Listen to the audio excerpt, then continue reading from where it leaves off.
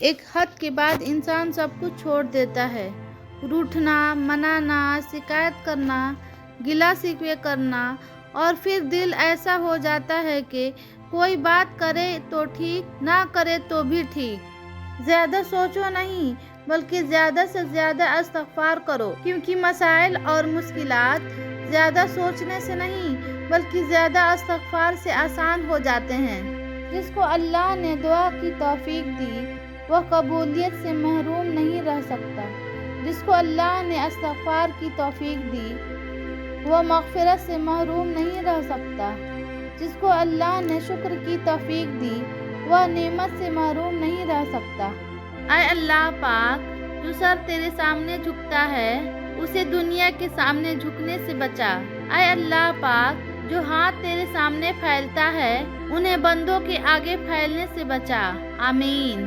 اے اللہ، مجھے آنے والے دن بہترین عطا فرما، میرے صبر کا اور میری آزمائشوں کو طویل مت کھینچ، اور میرے نصیب میں ایسا لکھ دے جن سے میرا دل خوش ہو۔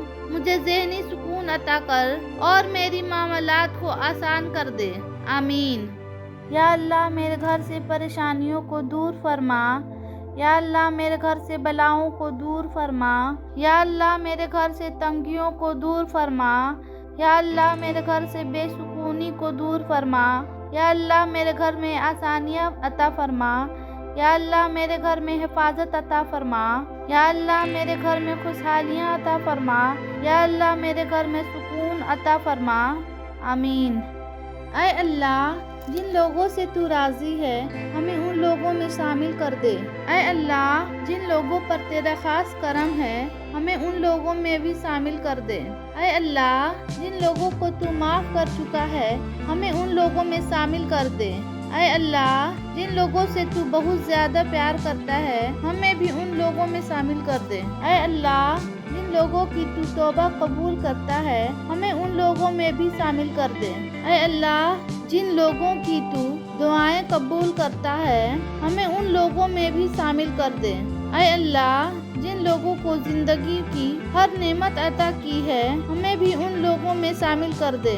اے اللہ، ہماری دعائیں قبول فرما۔ آمین۔ اے اللہ رب العزت، اے ساری کائنات کے شہنشاہ، اے ساری مخلوق کو پالنے والے، اے پہاڑوں اور سمندر کے مالک، اے انسان اور جنات کے معبود، اے عرش عظم کے مالک، اے فرشتوں کے معبود، اے عزت اور ذلت کے مالک، اے بیماری کو شفا دینے والے، اے بادشاہوں کو بادشاہ، اے اللہ، ہم تیرے گنہگار بندے ہیں، تیرے خطا کار بندے ہیں، ہماری خطاؤں کو معاف فرما۔ اے اللہ، ہم اپنے اگلے پچھلے صغیرے کبیرے چھوٹے بڑے سبھی گناہوں اور خطاؤں اور نافرمانیوں کی معافی مانگتے ہیں۔ اے اللہ رب العزت، ہم اپنے گناہوں سے توبہ کرتے ہیں، ہماری توبہ قبول کر۔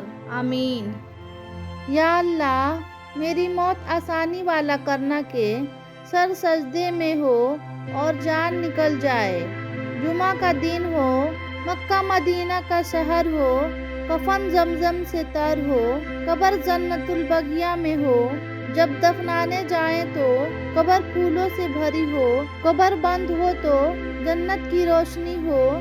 یا اللہ، تو مجھے ایسا بنا دے کہ دعا میرے حق میں قبول ہو جائے، تیرے پسندیدہ بندوں میں میرا شمار ہو۔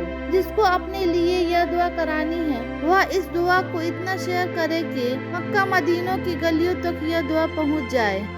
اے میرے پیارے اللہ، میں یہ تو نہیں جانتی کہ حشر کے میدان میں میرا اور میرے پیاروں کا کیا حال ہوگا، لیکن آج کی زندگی میں آپ سے دعا کرتی ہوں کہ اے میرے رب، روز حشر میں میری اور میرے پیاروں کی مدد کرنا۔ جیسے آپ نے دنیا میں ہماری خطائیں ایک دوسرے سے چھپا کر ہمیں عزت رکھی ہے، وہاں بھی ہمیں ایک دوسروں کی نظروں سے شرمندہ ہونے سے بچانا۔ اس دن شاید ہم نفسی نفسی پکاریں گے۔